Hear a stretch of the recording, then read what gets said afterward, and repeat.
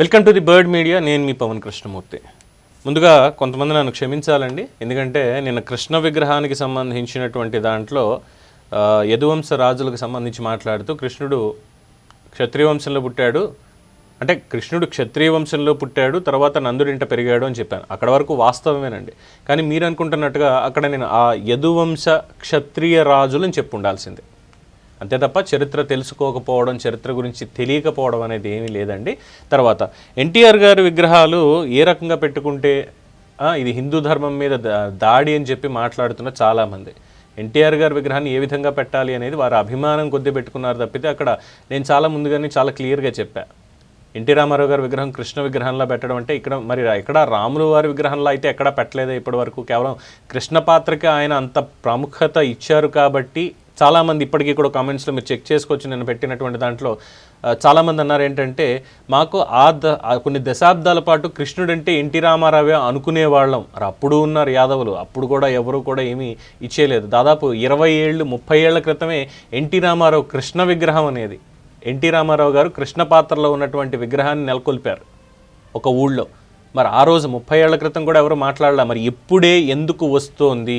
అలాగే ఇందాక సోదరులు ఎవరో ఒకటి అడిగారు, నువ్వు ఇలాంటివన్నీ హిందువుల మీద నువ్వు రుద్దకు అని చెప్పి. అందుకే అన్నది హిందూ మేధావులారా దయచేసి నాకు కొన్నిటికి సమాధానం చెప్తారని. అలాగే సినిమాల గురించి ముందు మాట్లాడుకుందాం. పౌరాణిక పాత్రలో ఉన్నటువంటి వాటిని ఏ విధంగా పెడతారో అన్నారు. రైట్, కరెక్టే. రావణాసురుడి విగ్రహం పెడితే ఒప్పుకుంటావా? శ్రీలంక నుంచి ఎవరో వచ్చేస్తారు. రావణాసురుడి విగ్రహం ఏమిటి? ఇందాక ఎవరన్నా ట్రాన్స్జెండర్లు కూడా ఎవరన్నా బృహన్నల్లా విగ్రహాన్ని ఎవరన్నా ఒక ఊరి మధ్యలోనో చెరువు మధ్యలోనో పెట్టుకుంటే ఒప్పుకుంటామని. వాళ్ళకి నిజంగా ఎన్టీ రామారావు గారు ఆ వేషంలో వారికి నచ్చి వారి విగ్రహం పెట్టుకుంటే నిజంగానే నేను తప్పు పట్టను, దాన్ని మొహమాటం లేదు, నేను తప్పు పట్టను. కేవలం అక్కడ ఒక పాత్రధారిని మాత్రమే చూస్తున్నాను తప్ప నేను అందులో భగవంతుణ్ణి చూడడం లేదు. 100% నేను భగవంతుణ్ణి చూడడం లేదు, ఆయన భగవంతుడు అని కూడా నేను అనటం లేదు. అక్కడికి వెళ్ళి మీరు పూజలు చేయండి, మీరు ఖచ్చితంగా వెళ్ళి దానికి గుడి కట్టండి, రోజు సంప్రోక్షణ నైవేద్యం మొత్తం అన్నీ చేయండి, పొద్దున్నుంచి సాయంత్రం దాకా సకల రాజోపచారాలు అన్నీ చేయండి, షోడశోపచార పూజలు చేయండి అని నేను చెప్పట్లా.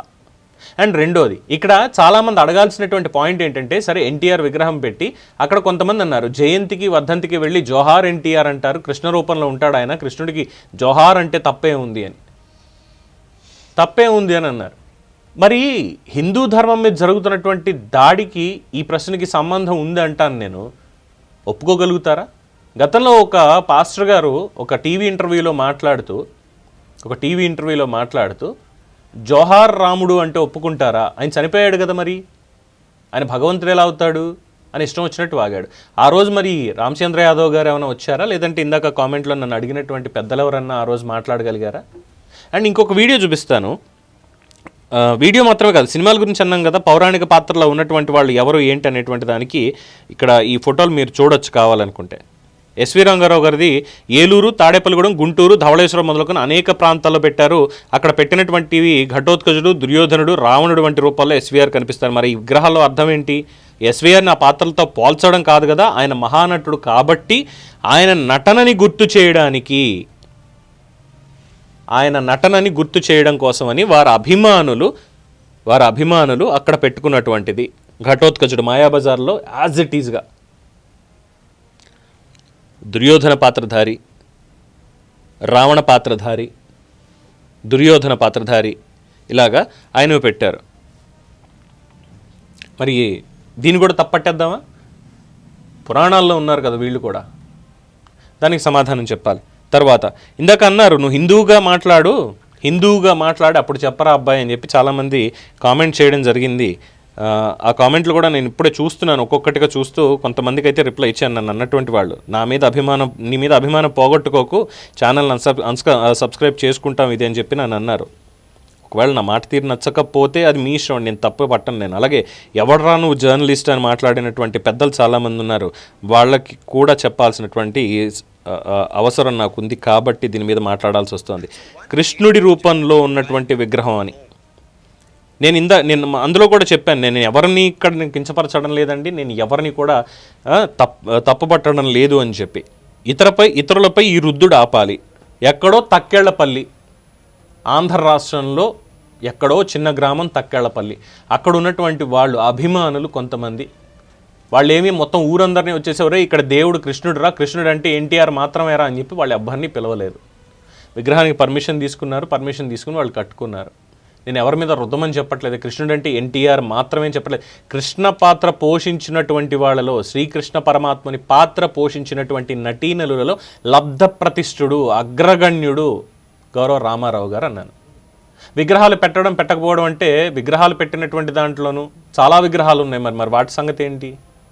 అలాగే ఇక్కడ సోదరులు ఒకళ్ళు అన్నారు ఏంటంటే, బుద్ధ విగ్రహాన్ని బృహన్నల పాత్రలోని ఎన్టీఆర్ విగ్రహాన్ని పెడితే ఎలా ఉంటుంది అని చెప్పని. తర్వాత నా మీద రెస్పెక్ట్ దొబ్బింది అంటూ మాట్లాడినటువంటి వాళ్ళు ఇక్కడ లాస్ట్లో మాట్లాడింది, హిందువులు ఇలా భగవంతుడి రూపంలో విగ్రహం పెట్టడం తప్పు, హిందువులు ఇలాంటి భగవంతుడి రూపంలో ఉండేటువంటివి పెట్టడం తప్పు అని చెప్పని అన్నారు. హిందువుల మీద రుద్దొద్దు, హిందువుగా దీన్ని ఖండించాల్సింది పోయి తప్పు అని పోరాటం చేస్తున్నారు. సరే, హిందువుగా నేను దీన్ని ఖండించాలి. అక్కడ పూజలు పునస్కారాలు చేసి దాన్ని గుడి చేసి ఎన్టీఆర్ దేవుడు అని చెప్పి విగ్రహానికి ప్రాణప్రతిష్ఠ ఇవన్నీ చేసి ఉదయం నుంచి సాయంత్రం దాకా పూజా పునస్కారాలు చేస్తే నేను ఖచ్చితంగా ఒక హిందువుగానే దాన్ని ఖచ్చితంగా ఖండిస్తా. అయితే మరి ఈ హిందూ బంధువులందరూ ఎవరైతే ఉన్నారో మరి దీనికి ఏమంటారు? అనంతపురం జిల్లా వాసులు వైఎస్ఆర్ మాలధారణ ధరించి మహానేత పట్ల తమ అభిమానాన్ని చాటుకున్నారు. 5 రోజుల పాటు పాదయాత్ర చేసి ఇడుపులపాయకు చేరుకున్నారు. వైఎస్ఆర్ కు ఇష్టమైన అటుకులు, బెల్లం నైవేద్యంగా సమర్పించారు.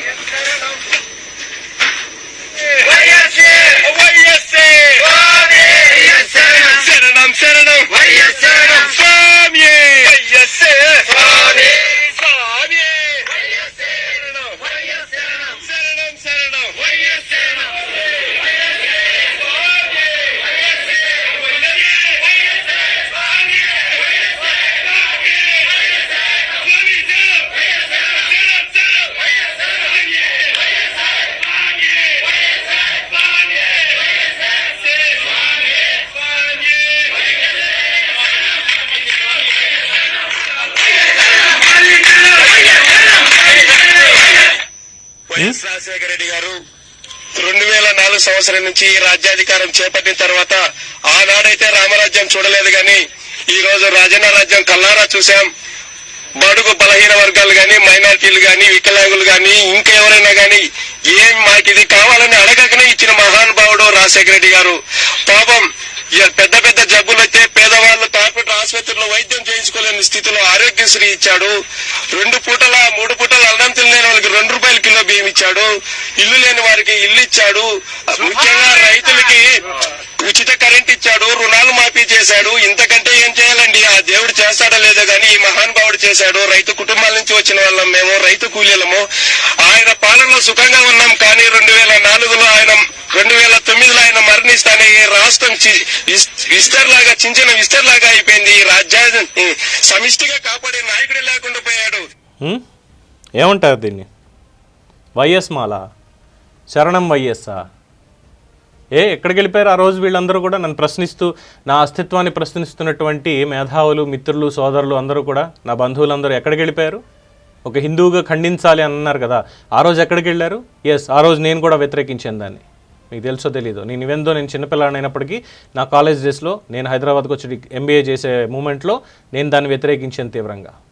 అండ్ ఈరోజు మాట్లాడుతున్నాం, ఎవరన్నా వేరే మతానికి సంబంధించి వారి వారి ఆచారాల మీద ఎవరైనా మనం మాట్లాడామా? హిందువులు వెళ్ళి వారిని ఏమైనా విమర్శించామా? ఎప్పుడూ లేదే. మనం ఏమైనా అన్యమత ప్రచారం మన మతాన్ని ప్రచారం చేయడానికి ప్రతి ఒక్కళ్ళ ఇంటికి వెళ్ళి మీరు హిందువుల్లో కన్వర్ట్ అయిపోండి, మీరు అందరూ హిందువులే రండి అని చెప్పి ఏ ఒక్క ముస్లిం ఇంటికో క్రైస్తవుడి ఇంటికో వెళ్ళి మనం చెప్పగలిగామా? ఎప్పుడైనా చేసామా? మనం లేదే. వాళ్ళ ఆచారాలని మనం ఏమన్నా ఇంబైబ్ చేసుకున్నామో తీసుకొచ్చి క్రైస్తవ ఆచారాలను మన ఇంట్లో పెట్టుకుని మన హైందవ ఆచారాల్లో మిక్స్ చేసామన్నా చేసామా? వాళ్ళని ఇమిటేట్ ఏమైనా చేసామా మనం? లేదు కదా. మరి వీటి మీద ఎందుకు మాట్లాడరు? ఎందుకంటున్నానంటే, ఆలయానికి ధ్వజస్తంభం ఉంటుంది, చర్చిలకి ధ్వజస్తంభం ఉండదు. ధ్వజస్తంభం ఉండదు, గోపురాలు ఉండవు. హిందూ ఆలయాలని, మన దేవాలయాలని పోలినటువంటి చర్చిలు తీసుకొచ్చి చర్చిలు నిర్మాణం చేస్తూ ధ్వజస్తంభాలను పెట్టి బలిపీఠాలు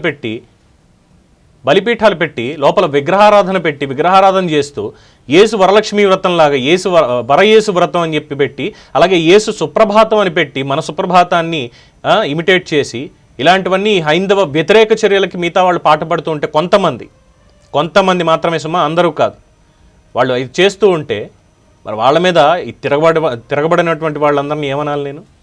ఈరోజు నన్ను ప్రశ్నిస్తున్న వాళ్ళు దాని గురించి ఎప్పుడైనా మాట్లాడారా? రాజ్యాంగంలోనే ఉన్నాయి చట్టాలు, మతం మారితే ఏమవుతుంది అనేది. మరి అలాంటి దానికి ప్రభుత్వాన్ని ఎందుకు నిలదీయలేకపోతున్నారు మీరు? ఇలాంటి వాటివి ఏం కనిపించవు. మన హిందువులని, హిందూ సమాజంలో ఉన్నటువంటి కోమట్లని షెపర్డ్ కంచె ఐలయ్య అనేటువంటి ప్రొఫెసర్ కోమట్లు సామాజిక స్మగ్లర్లు అని, బ్రాహ్మణులు పరాన్నభూక్కులు అని మాట్లాడినప్పుడు ఎక్కడికి వెళ్ళిపోయారు సార్ మీరు మాట్లాడినటువంటి వాళ్ళందరూ, నన్ను ఈరోజు ప్రశ్నించేటువంటి వాళ్ళందరూ? ఇది హిందూ ధర్మం మీద దాడి కాదా? ఈరోజు గోబ్యాక్ మార్వాడి అనేటువంటి జరుగుతోంది, దాంట్లో అది హిందూ ధర్మం మీద దాడి అని నేను కూడా అంటా ఖచ్చితంగా, వ్యాపారంగా పక్కన పెడితే.